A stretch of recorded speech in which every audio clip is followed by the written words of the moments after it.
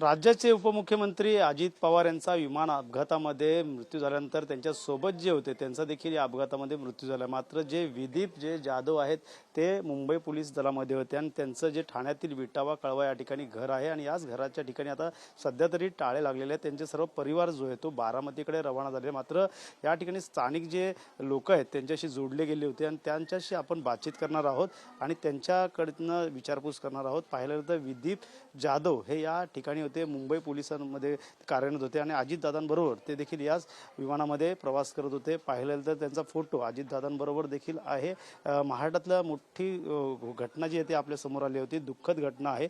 पाहायला गेलं तर दौऱ्यांदरम्यान हा जो अपघात झालेला त्या अपघातामध्ये अनेकांचा मृत्यू झाला। त्यांची जी नावं आहेत ते समोर येत आहेत, त्यापैकी विदीप जाधव देखील आपल्या समोर यांचा फोटो आणि अजितदादांबरोबरचा फोटो या ठिकाणी कार्यकर्ते जे आहेत मनसेचे पदाधिकारी सूर्यकांत आपल्या सोबत जोडलेले। सर काय सांगाल, कधीपासून ही व्यक्ती या ठिकाणी राहते, या ठिकाणी कशा प्रकारे त्यांचा परिवार या ठिकाणी वावरतो आणि सध्या तरी ते या ठिकाणी नाही? विदीप दिलीप जाधव हे मागील 25 वर्ष या विटावा सूर्यनगरचे सुपुत्र आहेत। ते 25 वर्षापासून इथे वास्तव्यात आहेत। मुंबई पोलीस दलामध्ये ते कार्यरत होते आणि उपमुख्यमंत्री अजितदादा पवार असतील यांचे अंगरक्षक म्हणून ते अनेक वर्ष काम करत होते आणि त्यांच्या जाण्याने विटावा सूर्यनगर वासियांना खूप दुःख झालेलं आहे। ही अत्यंत दुःखद घटना आहे। एक विटावा सूर्यनगर वासियांसाठी, श्रीकृष्ण सोसायटीवाल्यांसाठी ही दुःखाचा डोंगर कोसळलेला आहे आणि आमच्या पूर्ण विटावा सूर्यनगर वासियांच्या वतीने त्यांना आणि अजितदादांना आम्ही श्रद्धांजली वाहतो। सोबत त्यांच्या कोण कोण होतं परिवार सोबत, त्यांच्यासह पत्नीसह, आई वडील कोण? त्यांचे आई वडील आणि त्यांची पत्नी, 2 मुलं इथे वास्तव्यास होती। त्याचबरोबर वडील हे त्यांचे प्रिन्सिपल होते, ते माझी रिटायर प्रिन्सिपल होते आणि खरंच अतिशय सुंदर असं परिचयाचे आणि सर्वांचे मिळून मिसळून राहणारं व्यक्तिमत्व आज आमच्यामधनं हरपले, त्याबद्दल सर्वांना दुःख होतं। परिसर काय वय आहे साधारण पाहायला गेलं तर? एक मोठी मुलगी आहे ती 14 वर्षाची आणि मुलगा एक आहे 11-12 वर्षाचा। ताई, तुम्ही कधीपासून ओळखतात विदीप जाधव यांना आणि त्यांचा परिवार कसा होता? आम्ही साधारण आता 27 वर्ष झाली आम्ही एकमेकांना ओळखतो आणि आमच्या घरचे संबंध होते एकमेकांसोबतचे। काय सांगाल, अशा दुःख घटनेत सर्वच विटावकर सहभागी आहेत, मात्र त्यांच्या दुःखाचा डोंगर पसरला, घरात कोण नाही, कुठे गेले? आता त्यांची आई होती इथे आणि त्यांचा मुलगा होता इथे आणि हे आम्हाला बातम्यांमध्ये कळालं आणि त्याच्यानंतर मग हे इथे सगळीकडे कळालं, असं झालं ते। आणि माझी आई आणि आजूबाजूचे सगळे गेले त्यांच्यासोबत। कसा संबंध होता, कसे बोलायचे नेहमीच आल्यावर ड्युटीवर? घरच्यासारखे आपले संबंध होते आणि आमचे पूर्ण हा परिवारच आहे आमचा हा। काय सांगाल तुम्ही? सकाळी 6:30ला मी गेली ना कामावरती, ते माझ्या पुढे होते।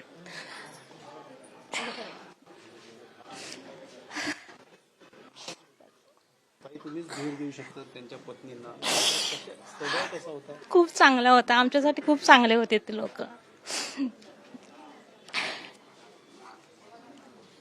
सध्या तरी अशी घटना घडल्यामुळे विटाव्यामध्ये दुःखाचा डोंगर पसरलेला आहे। तुमच्यासोबत त्यांच्या पत्नी असेल, त्यांचे पती असतील, आई वडील, कशा प्रकारे बोलणं चाललं?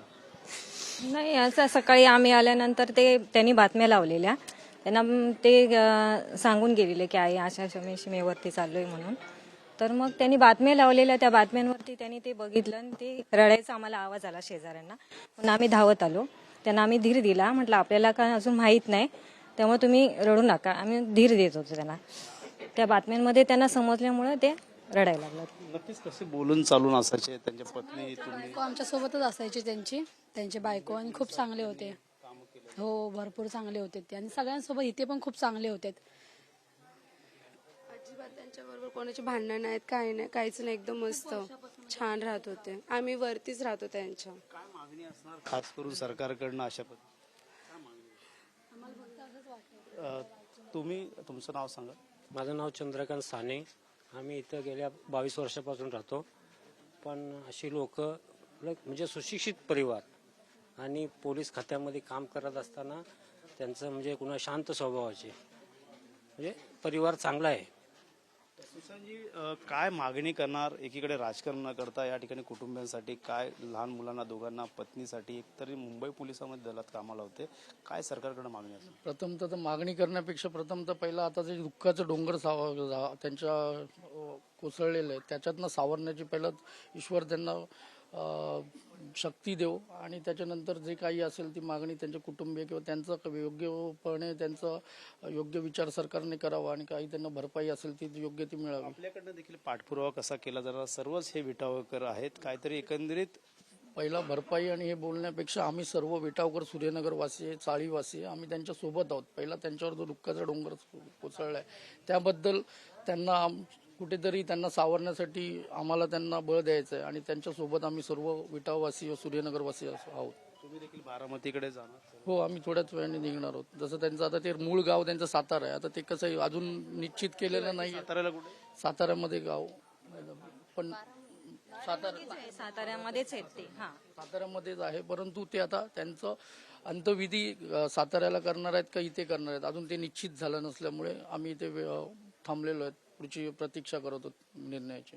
नक्कीच दुःखाचा डोंगर कोसळलेला आहे. ठाण्यातील कळवा परिसरात विटावा जे शहर आहे आणि या ठिकाणी विधी दिलीप जाधव हे मुंबई पोलिसांमध्ये कार्यरत होते आणि तेच अजितदादांबरोबर या विमानामधनं प्रवास करत होते आणि त्या विमानाचा अपघात झालेला आहे. त्याची चौकशी देखील आदेश जे ते राज्याचे उपमुख्यमंत्री एकनाथ शिंदे असतील, मुख्यमंत्री यांनी देखील दिले. मात्र या ठिकाणी जे मुलं आणि मुलगी हे दोघंही राहत होते आणि या संदर्भात आता त्यांचे आई वडील देखील या ठिकाणी राहत होते. साताऱ्याचं त्यांचं मूळ गाव आहे आणि मात्र सध्या या ठिकाणी मुंबईत कार्यरत असल्याने अजितदादांबरोबर ते सोबत असायचे आणि त्याचा फोटो देखील आपण पाहायला गेला. मात्र या संदर्भातले आता शासन कशाप्रकारे मदत करणार, तसंच विटावकर सध्या तरी दुःखात आहेत, त्यांच्या सोबतीच आहेत असं देखील त्यांचं म्हणणं आहे. त्यामुळे येणाऱ्या काळात आता या विमानासंदर्भात कारवाई पुढची पावलं कशी असेल सरकारचे हे देखील पाहणं गरजेचं राहणार आहे.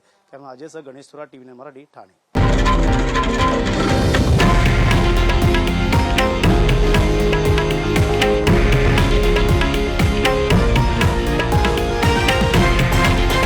हे आहे देशातील नंबर 1 न्यूज नेटवर्क आणि आपण पाहत आहात TV9 मराठी, एकमेव.